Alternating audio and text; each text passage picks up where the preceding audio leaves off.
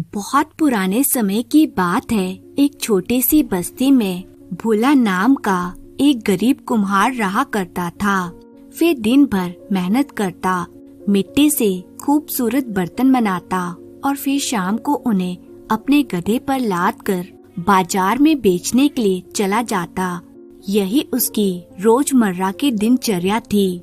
इतनी मेहनत के बावजूद उसकी जिंदगी बड़ी मुश्किलों से गुजर रही थी, लेकिन वे ईमानदारी से अपने काम में लगा रहता था। इसी बस्ती के पास एक घना जंगल था, जहाँ एक खूंखार शेर का आतंक था।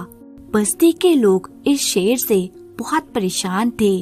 वह आए दिन गांव के लोगों और उनके जानवरों का शिकार किया करता था। बस्ती में डर और दहशत का माहौल था। कई बार गांव वालों ने शेर को पकड़ने की कोशिश की, लेकिन हर बार वह उनकी पकड़ से बच निकलता था। धीरे धीरे बस्ती के लोग इतने डर गए कि उन्होंने रात के समय अपने घर से बाहर निकलना ही बंद कर दिया। भोला इन सब बातों से बेखबर अपनी दिनचर्या में व्यस्त रहता था। वह सुबह उठता, मिट्टी खोद कर लाता, उसे गूंथता और बर्तन बनाता। फिर उन बर्तनों को धूप में सुखाता और भट्टी में पकाता। इतनी मेहनत से तैयार किए गए बर्तनों को वह शाम के समय शहर में बेचने जाता था। इस तरह से उसकी जिंदगी व्यतीत हो रही थी। एक दिन वह रोज की तरह शहर से वापस लौट रहा था। दिन भर की मेहनत से थक चुका था। आम तौर पर वह अपने गधे को अस्तबल में रोज बांध दिया करता था, लेकिन उस दिन भोला को थकावट कुछ ज्यादा ही थी, इसलिए उसने अपने गधे को आंगन में ही एक पेड़ से बांध दिया और खुद सोने के लिए चला गया।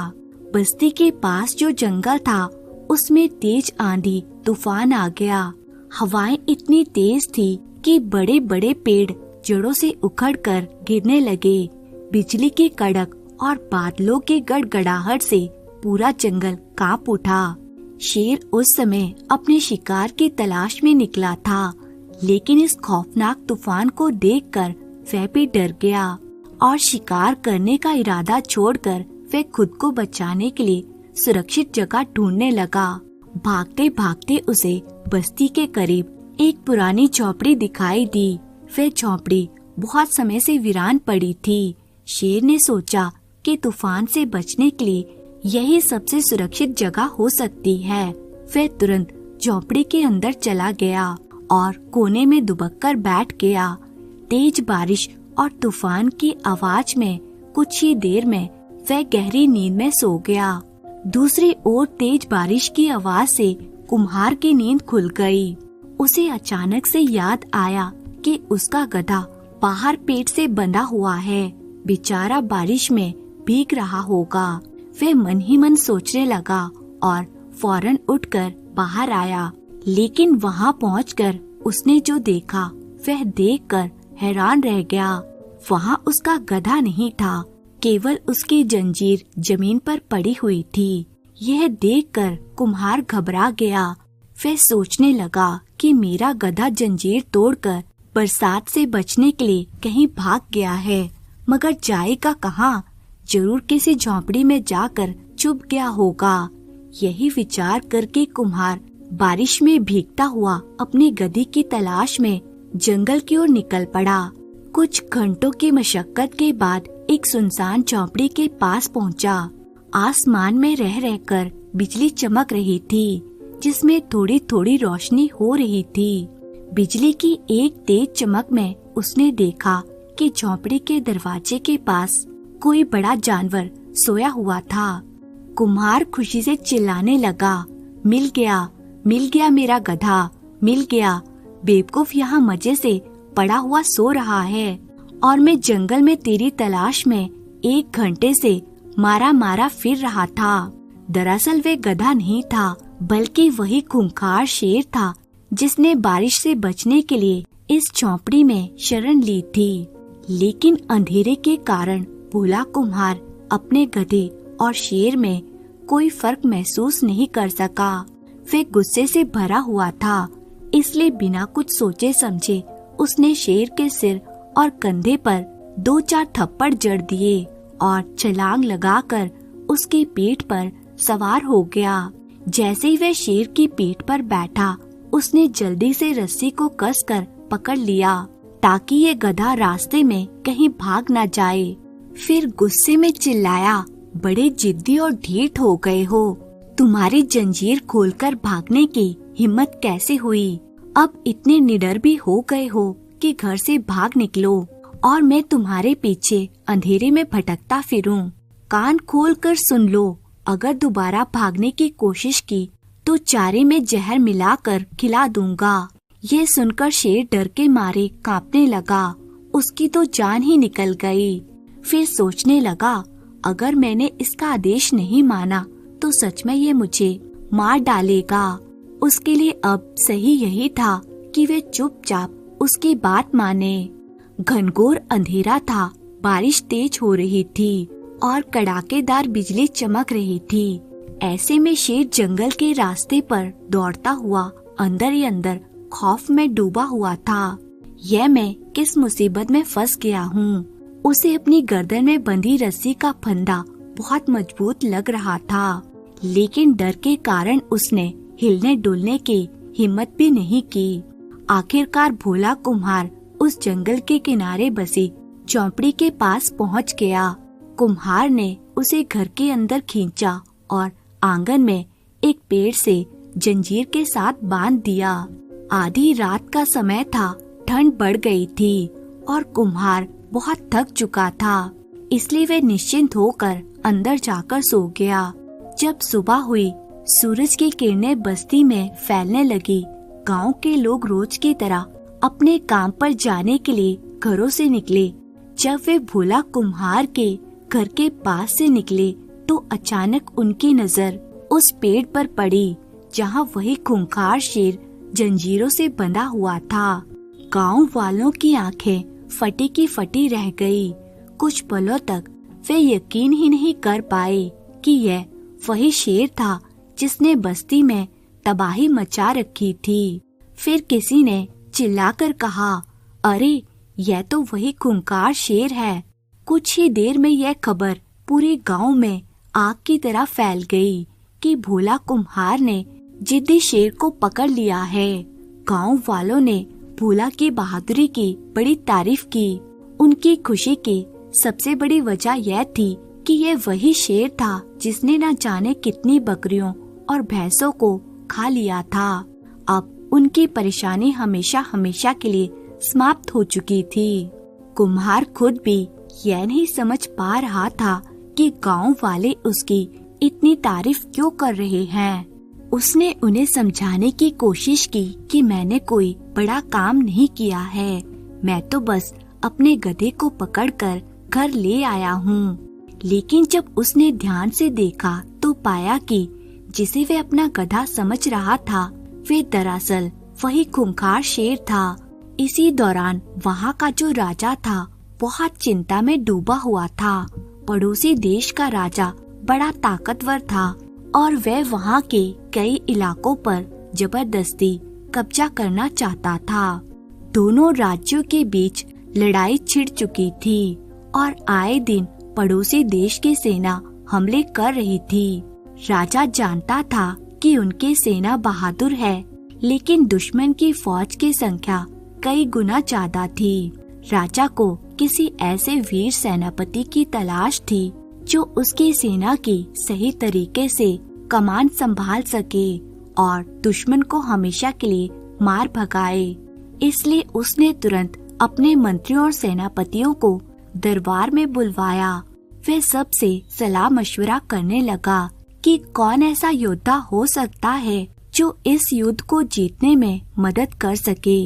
इसी बीच उसके एक सिपाही को अचानक कुछ याद आया। फिर जोश के साथ खड़ा हुआ और कहने लगा, राजा जी, हमें किसी और की तलाश करने की कोई जरूरत नहीं है। हमारे अपने ही राज्य में एक ऐसा बहादुर इंसान है जिसने अपनी दिलेरी का सबूत दिया है। राजा ने उत्सुकता से पूछा, कौन है वह? सैनिक ने कहा, महाराज, वह कोई और नहीं भोला कुम्हार है। ये वही इंसान है जिसने अकेले अपने दम पर एक खूंखार शेर को जिंदा पकड़ लिया है। ऐसा बहादुर इंसान हमारी फौज की सही तरह से कमान संभाल सकता है और हमें जीत भी दिला सकता है। राजा ने तुरंत एक संदेशवाहक को भोला के घर भेजा। जब भोला कुम्हार को यह खबर मिली कि उसे सेना का सेनापति बनाया जा रहा है, यह सुनकर वह हैरान रह गया। उसे यह सब किसी मजाक से कम नहीं लग रहा था, लेकिन आदेश को टालना भी संभव नहीं था। वह अनमने मन से तैयार होकर राजा के महल पहुंच गया। महल में राजा ने उसका शानदार स्वागत किया और उसकी खूब खातिरदारी की। फिर उसे आदेश दिया कि अगले दिन फिर वह दरबार में हाजिर हो। भोले के होश उड़ गए। फिर सोचने लगा कि यह सब मेरे साथ क्या हो रहा है। कहाँ मैं एक साधारण सा कुम्हार था और कहाँ एक सेनापति बनने जा रहा हूँ। यह सब उस गधे के कारण हुआ है जो शेर बन बैठा है। आखिरकार साधारण भोला को सेना का सेनापति बना दिया गया। उसने न कभी तलवार चलाई थी और न कभी घोड़सवारी की थी। जैसे वे घर पहुंचा, गुस्से में शेर से कहने लगा, यह सब तेरे ही कारण हुआ है। अगर तू गधा ही बना रहता तो आज मैं अपनी मिट्टी के बर्तन बना रहा होता। अब देख, मैं सेनापति बना दिया गया हूँ, जबकि मुझे कुछ भी नहीं आता है। उसकी पत्नी यह सुनकर मुस्कुराई और कहने लगी, शेर को दोष मत दो, इसमें उसकी कोई गलती नहीं है, बल्कि तुम्हारा तो भाग्य खुल गया है। भगवान की दया है कि उसने तुम्हें इतना बड़ा ओहदा दे दिया है। अब हिम्मत मत हारो, ईश्वर तुम्हारी मदद जरूर करेगा। यह तो हमारे अच्छे दिनों की शुरुआत है। भोला सोच में पड़ गया। अब उसके पास कोई रास्ता नहीं बचा था सिवाय इस नई जिम्मेदारी को निभाने के। अगले दिन सेनापति भोला को उसकी पत्नी के साथ शाही महल में ले जाया गया। राजा उसे देखकर बहुत खुश हुआ और उसकी खूब खातिरदारी की। फिर राजा ने कहा, हमारे पड़ोसी राज्य का राजा लगातार हमारी भूमि पर हमले कर रहा है। हालांकि वह हर बार असफल रहता है, लेकिन अब वह युद्ध की पूरी तैयारी कर रहा है।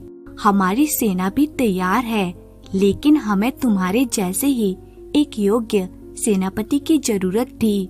कल सुबह शत्रु की सेना हमारे देश में घुसने वाली है।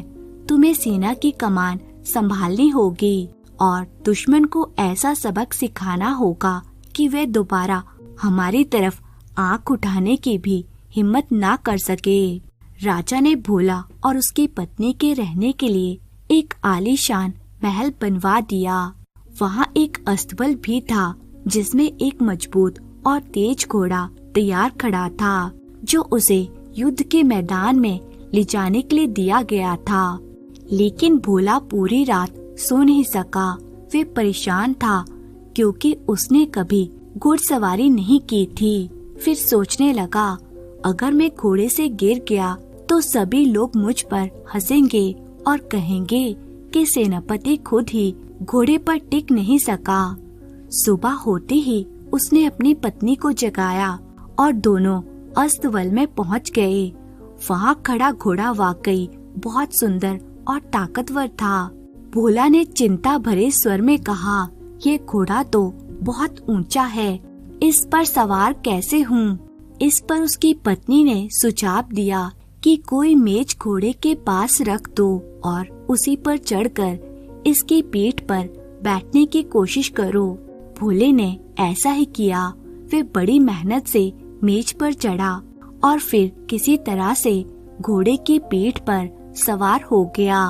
भोला कुम्हार को लगने लगा था कि घोड़े की जो जीन है वे बहुत फिसलन भरी है। उसने घबराकर कहा, मेरे दोनों पाँव रकाब से कसकर बांध दो, कहीं ऐसा ना हो कि मैं रास्ते में गिर जाऊं। उसकी पत्नी ने कहीं से एक मजबूत रस्सी ढूंढी और उसके पाँव को रकाब से कसकर बांध दिया। फिर उसने रस्सी को घोड़े के नीचे से निकालकर दोनों रकाब आपस में जोड़ दिए ताकि भोला का संतुलन बना रहे। इसके बाद उसने एक और काम किया। अपने पति की कमर को जीन के साथ अच्छी तरह बांध दिया ताकि वे किसी भी हालत में नीचे ना गिरे। भोला ने कहा, अब मेरे हाथों को घोड़े की गर्दन से बांध दो ताकि मैं पूरी तरह से सुरक्षित रहूं। घोड़ा अस्तबल से बाहर निकलने के लिए बेताब था। इससे पहले कि उसकी पत्नी उसके हाथों को भी घोड़े की गर्दन से बांध पाती, घोड़ा अचानक जोर से उछला और बाहर भाग गया। अब हालात यह थे कि भोला घोड़े की पीठ पर एक बोरी की तरह लटका हुआ था। वह सिर्फ रस्सियों की वजह से नीचे गिरने से बचा हुआ था। उसने घबराकर घोड़े की गर्दन को कसकर पकड़ लिया और मन ही मन ईश्वर से प्रार्थना करने लगा, हे भगवान, तूने मुझे एक साधारण इंसान से सेनापति बना दिया है। अब मेरी इज्जत और राज्य की रक्षा तेरे हाथों में है। मैं एक अनपढ़ और कमजोर आदमी हूँ। आप मुझ पर कृपा करो और मेरी जान बचा लो। उसका घोड़ा बिजली की गति से दौड़ता चला गया। उसने नगर की गलियों में हलचल मचा दी, लकड़ी के दरवाजे तोड़ दिए, खुले खेतों की ओर भाग निकला। तेज रफ्तार से दौड़ते हुए उसने नदी और कई उबड़-खाबड़ रास्तों को पार कर लिया। भोला रस्सियों के सहारे बस किसी तरह अपनी जान बचाने की कोशिश करता रहा। अब सेनापति भोला युद्ध के मैदान की ओर बढ़ रहा था और दुश्मन के शिविरों के करीब पहुंचने लगा था। उसे एहसास हो गया था कि घोड़ा सीधे दुश्मन की ओर भाग रहा है। उसने घोड़े को रोकने की बहुत कोशिश की, लेकिन सब बेकार था। जैसे घोड़ा एक बड़े से पेड़ के पास से गुजरा तो भोला ने उसकी एक मोटी शाखा पकड़ ली, यही सोचकर कि शायद वह इससे घोड़े को रोक सके। लेकिन उसने शाखा इतनी जोर से पकड़ी कि वह टूटकर उसके हाथ में आ गई। दुश्मन के शिविरों के बाहर एक सैनिक यह दृश्य देख रहा था। उसने देखा कि एक घुड़सवार बड़ी तेजी से उनकी ओर बढ़ रहा है और रास्ते में आते पेड़ों की शाखाएं तोड़ता जा रहा है। वे घबराकर सोचने लगा, ये वही सेनापति है जिसने जिंदा शेर को पकड़ा था। अब यह हमारी ओर आ रहा है और जिस तरह से पेड़ों की शाखाएं तोड़ रहा है, कहीं हमें भी उसी तरह ना तोड़ दे। उस सैनिक के मन में खौफ बैठ गया। वह चिल्लाने लगा, भागो, अपनी जान बचाओ। यह कोई साधारण इंसान नहीं बल्कि कोई राक्षस लगता है। अगर इसने हमें पेड़ों की टहनियों की तरह तोड़ना शुरू कर दिया तो हमारी हड्डियां चकनाचूर हो जाएंगी। उस सैनिक ने देखा कि सेनापति भोला के पीछे पूरी सेना आती हुई दिखाई दे रही है। ये देखकर उसकी घबराहट और बढ़ गई। वे और जोरों से चिल्लाने लगा, दौड़ो, भागो, जिंदा शेर को पकड़ने वाला सेनापति एक विशाल सेना को लेकर हमला करने के लिए आ रहा है। जिस फौज का सेनापति इतना ताकतवर हो, वह हमारा क्या हाल करेगा। ये सुनकर दुश्मन के सैनिक डर से कांप उठे और अपनी जान बचाने के लिए वहां से भाग निकले। उनका राजा अपने शिविर में बैठा हुआ युद्ध की स्थिति पर नजर रख रहा था। जब उसने देखा कि उनकी सेना अचानक से पीछे हट रही है, उसके सैनिक दहशत में भाग रहे हैं, तो वे घबरा गया। युद्ध का पासा पलट चुका था। हार को सामने देखते हुए राजा ने शांति की याचना करते हुए एक पत्र लिखा और उसे अपने शिविर में छोड़ दिया। इसके बाद वह अपने घोड़े पर चढ़ा और अपनी सेना के पीछे भाग निकला।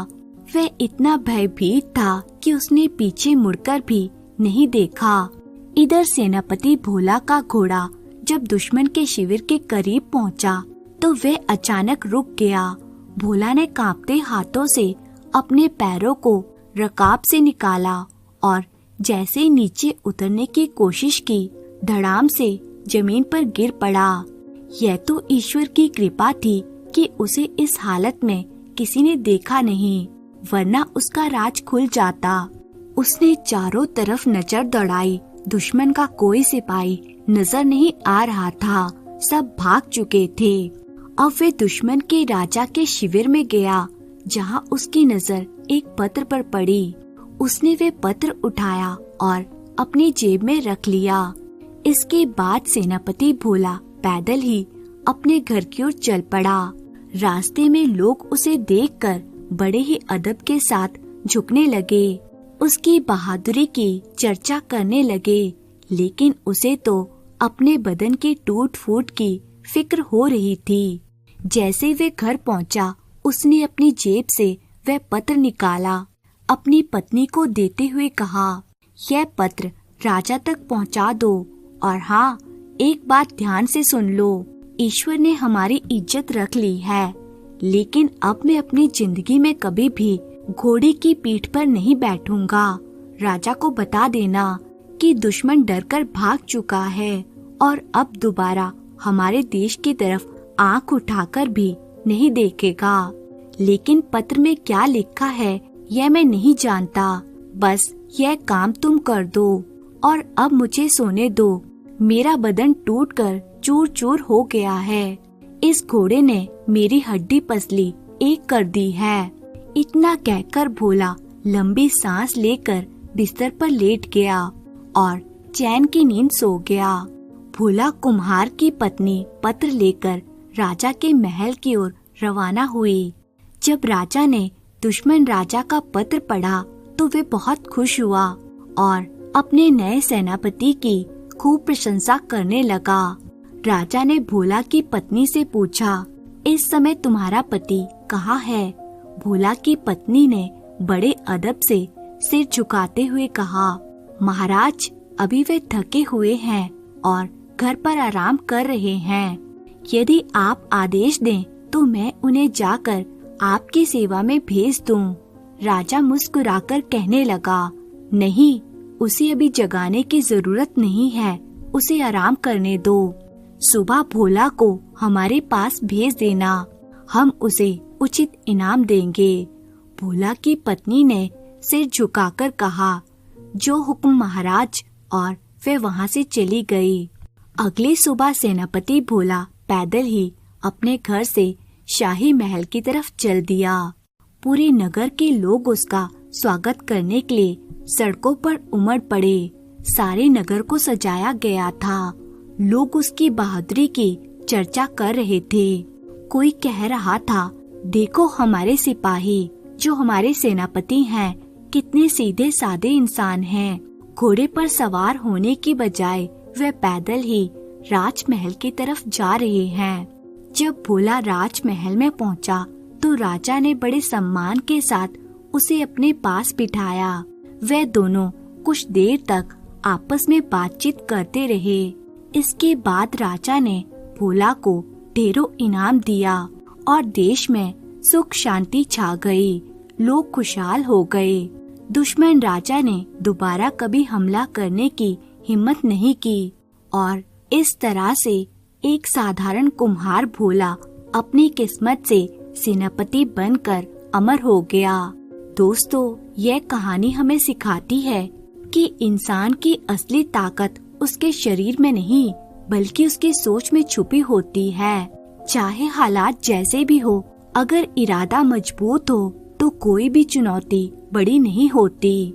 आशा करती हूँ दोस्तों कि आपको ये कहानी अच्छी लगी होगी। तो कहानी आपको कैसी लगी कमेंट करके जरूर बताएं और कहानी पसंद आई है तो इसे लाइक जरूर कीजिए। ऐसी ही कहानियाँ देखने के लिए हमारे चैनल को सब्सक्राइब कर लीजिए। धन्यवाद।